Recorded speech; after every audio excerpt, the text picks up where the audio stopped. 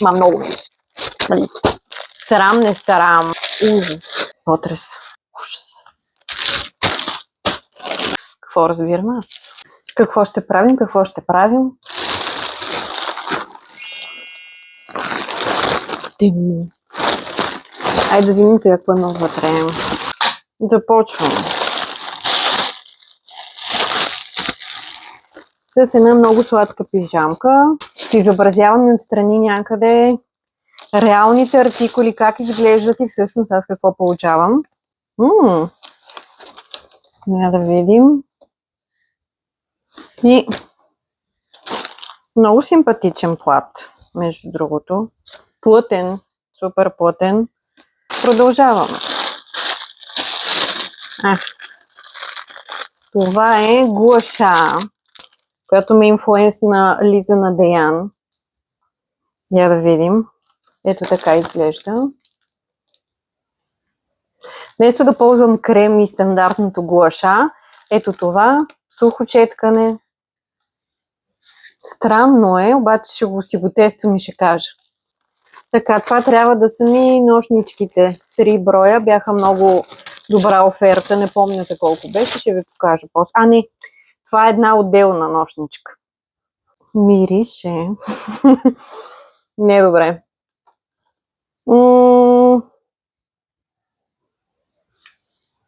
Така. Това е много късо и прозрачно.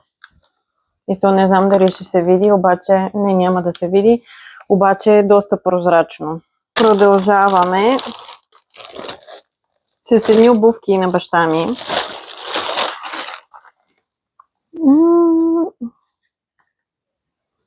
Не знам, не са моето, не са по мой вкус, ама той ще си го носи. Ще си ги носи. Мирищ. Това искам да кажа, мирищ. Много мирищ. Това е една завеска за колата за детето. Упс. Вече имаме една, да си взехме още една. Така, сега ще ви покажа. Отгоре с релсичка, нанизва се и е много удобно, между другото. Ето това е. Ето това са 3 нощнички. Плътта е... не ми харесва. Ето ги. От сега казвам, късички си са прозрачни. Общо взето като миналата нощничка. Така, вариантите са. Едната е тази, а другата е ето тази. Плътта нещо не ми харесва. Не е много... Няма да ми е много прохладно, така да кажем. Обувки за детето. Изглеждат доста големи. Я да видим теста. Теста не минава. Да, аз поръчах 26,5, това е 27, значи даже е объркано. Случва се. Как ги метам? Как ги мятам? Next, я да видим. Това ми е кълъвка. Кълъвка за възглавница, защото моята е нестандартен размер. Така че е много приятно синьо. Изобщо не се вижда на камерата, обаче е много готино синьо. Супер са. Само, че ако ги омажете с нещо, което по принцип се пере, не се изпира след това. Не знам как го постигат, обаче много тежко положението. Оня ден го разбрах. Както и да е, ще намирам друг начин да ги пера с нещо друго. Чехли за мъжа. И чехлички. Чехли като чехли. Мекички изглеждат или не знам. Но петата са меки, след това са си твърди. Можеха да сложат догоре меко, но какво разбирам аз? Next. О, боже, това са няколко. Понеже когато си държа телефона, го държа така. Затова съм си взела, защото ме болят ръцете. Ето това не очаквах да е толкова мъничко милото. Ето така. Обаче те са ми изпратили чак 4. Все едно, може да са чупливи, да знам.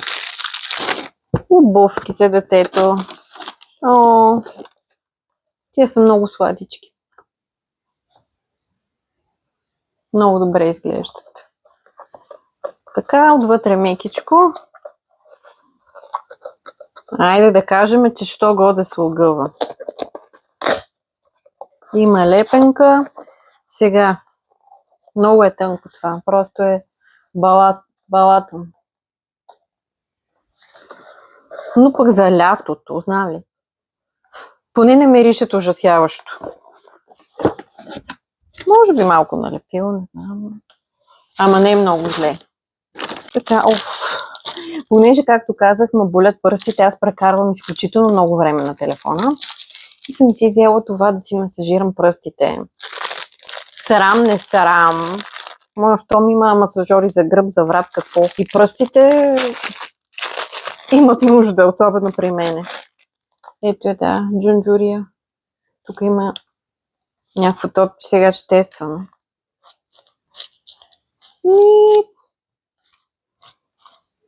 Ще видим, като ме забуят много, дали ще стане нещо. Сега нещо превърта.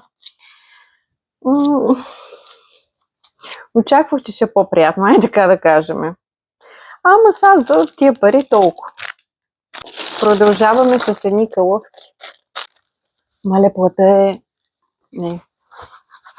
На микрофона, не знам дали ще се чуе. Потрес.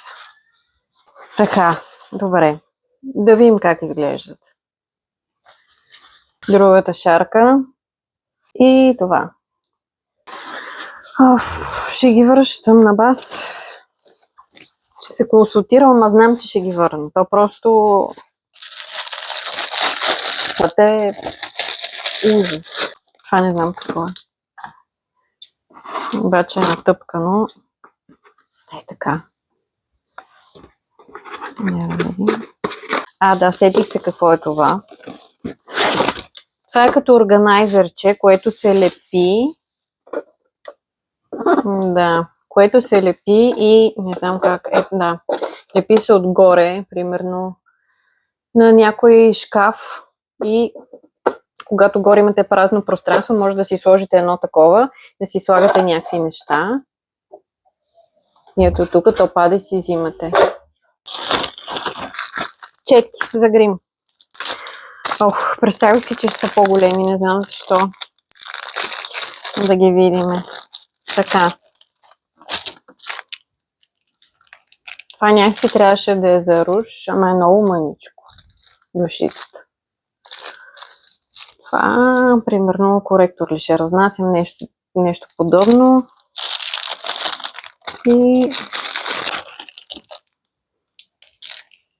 И същата работа.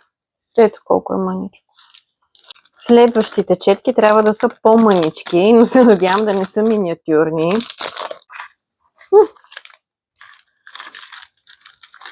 Сладурски са. Така. Само, че ми изглеждат абсолютно почти еднакви всичките. В смисъл, тази е малко по-голяма и тази е малко по-малка. Обаче, примерно, не са различно скосени. Не знам. Исках да си ги взема за преливане на сенки. Тук има и още една. Тя е плоска. Мекички са. Изглеждат сладко заради цвета. Чуда се. Може и да си ги остава и да видя, може и не бяха много прехвалени. Има още нещо. Това пак е на майка ми. Така, една блуза, която плата е... Ужас. Плата е... Как да обясня? Не знам как да обясня. Той е някакъв промазан, лъщящ, такъв найлонов. Общо взето ще запарява на 1000%. Това е от мен. Пратката от Тему.